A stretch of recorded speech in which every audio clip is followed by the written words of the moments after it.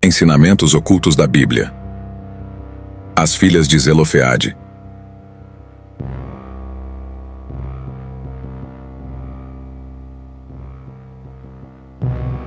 Não nos é contada uma história no livro do Êxodo sobre 5 mulheres que causaram uma mudança significativa.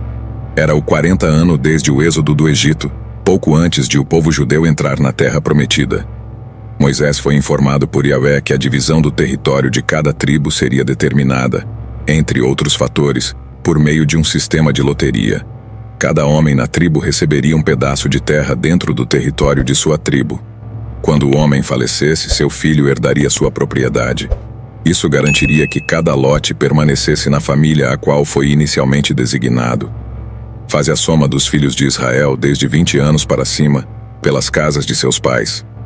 Todos em Israel que estão aptos para a guerra. Como parte da lista dos vários clãs, lemos que Zelofeade não tinha filhos, somente filhas. Zelofeade era um dos homens que saíram do Egito em direção à terra prometida sob a liderança de Moisés. Muitos desses homens morreram no deserto. Após a morte de Zelofeade no deserto, suas filhas ficaram preocupadas que não teriam direito a uma porção de terra. Como resultado, procuraram ajuda de Moisés. Quando as filhas de Zelofeade estavam crescendo, as mulheres não tinham a liberdade de herdar as propriedades de seus pais. Portanto, essas mulheres estavam em uma situação difícil. Então, as 5 filhas de Zelofeade, filho de Éfer, filho de Gileade, filho de Maquir, filho de Manassés, da tribo de Manassés, que era filho de José, aproximaram-se com um pedido. Esses são os nomes de suas filhas: Macla, Noa, Hogla, Milca e Tirza. Elas ficaram diante de Moisés, Eleazar, o sacerdote, os líderes e toda a congregação à entrada da tenda da reunião, tabernáculo, dizendo: Nosso pai morreu no deserto. Ele não estava entre os que se reuniram contra o Senhor na companhia de Corá, mas morreu por seu próprio pecado, assim como todos os que se rebelaram em Cádiz. E ele não teve filhos. Por que o nome de nosso pai seria removido de sua família por não ter tido filho? Dá-nos uma possessão de terra entre os irmãos de nosso pai. Então Moisés apresentou o caso deles ao Senhor. Spurgeon usou as filhas de Zelofeade como exemplos de pessoas corajosas que vieram adiante para aceitar uma herança pela fé. Elas disseram: Por que o nome de nosso pai seria removido de entre sua família? As filhas de Zelofeade levantaram uma preocupação sobre sua herança, uma vez que Zelofeade não tinha filhos para herdar sua terra e continuar seu nome. Negar a herança às únicas pessoas que estavam relacionadas a ele teria apagado seu nome. Tradicionalmente, quando havia filhos em uma família, a propriedade de um pai era dividida entre seus filhos após sua morte, sendo que o filho mais velho recebia o dobro do que seus irmãos. Se um homem tiver 2 esposas, uma amada e a outra não amada, e ambas tiverem lhe dado filhos, e o filho primogênito for da esposa não amada, no dia em que ele distribuir sua herança entre seus filhos, ele não poderá tratar o filho da esposa amada, o primogênito, no lugar do filho da esposa não amada, o verdadeiro primogênito. Em vez disso, ele deve reconhecer o filho da esposa não amada como primogênito, dando-lhe uma porção dupla de tudo o que ele tem, porque ele foi o início de sua força. Para ele pertence o direito do primogênito. Assim Moisés apresentou o caso deles ao Senhor. Então o Senhor disse a Moisés: O pedido das filhas de Zelofeade é justificado. Certamente lhes darás uma possessão de herança entre os irmãos de seu pai, e transferirás a herança de seu pai para elas. Além disso, dirás aos israelitas: Se um homem morrer e não tiver filho, transferirá sua herança para sua filha. Parece que Deus ficou satisfeito quando as filhas de Zelofeade apresentaram suas preocupações a Moisés. Como resultado, Deus anunciou que se um pai não tivesse filhos, sua herança seria repassada às filhas. Isso foi uma mudança significativa na lei de herança na época, e demonstrou a justiça e a consideração de Deus por todos os seus filhos.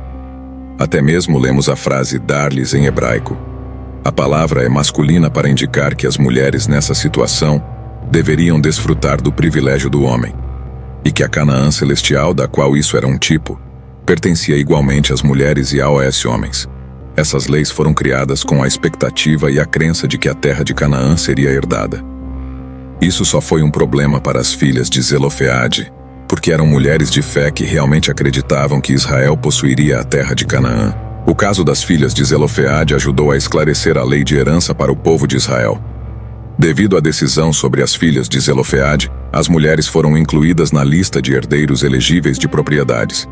A ordem de herança era a seguinte: filho, filha, irmão, tio paterno e parente mais próximo dentro do clã. Não era permitido transferir propriedade para fora de sua tribo. Em Números 36, ouvimos novamente sobre os filhos de Zelofeade, desta vez em relação a quem poderiam se casar. Um problema em potencial se apresentava.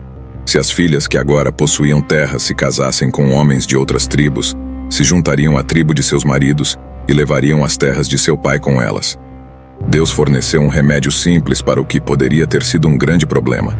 Deus instruiu que as filhas de Zelofeade poderiam se casar com quem quisessem dentro do clã tribal de seu pai. Portanto, nenhuma herança dos israelitas será transferida de tribo para tribo, pois cada um dos israelitas manterá a herança da tribo de seu pai, a linhagem tribal. As 5 irmãs obedeceram a essa decisão e se casaram com seus primos do lado de seu pai. Isso manteve intacta a distribuição de terras. As filhas de Zelofeade fizeram como o Senhor ordenara a Moisés, pois Macla, Tirza, Hogla, Milca e Noa, as filhas de Zelofeade se casaram com os filhos dos irmãos de seu pai. Ao longo da Bíblia, Deus demonstra uma preocupação especial pelas viúvas e órfãos. Leio repetidamente como Deus faz disposições especiais para eles, como fez para as filhas de Zelofeade. Deus é o pai amoroso de todas as crianças que foram órfãs. Isso nos diz: Pai dos órfãos e juiz e protetor das viúvas é Deus em sua santa habitação. Seu objetivo é mostrar misericórdia, cuidado e proteção aos órfãos. E como essas crianças abandonadas são importantes para Ele, também devem ser para nós como sua igreja. A justiça é um princípio fundamental. Espero de coração que esta história tenha sido do seu agrado. Agora deixe seu comentário. Nas histórias das filhas de Zelofeade, encontramos não apenas uma poderosa demonstração da justiça e da igualdade divina, mas também um exemplo inspirador de coragem e fé. Essas mulheres desafiaram as normas de sua época e, com determinação, asseguraram seu direito à herança de seu pai.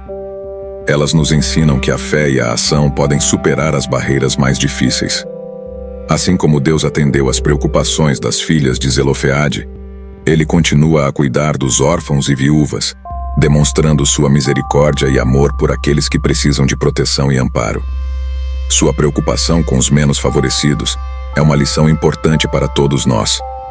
Portanto, ao considerarmos as lições das filhas de Zelofeade, somos incentivados a buscar a justiça, a igualdade e a proteção dos mais vulneráveis em nossa sociedade.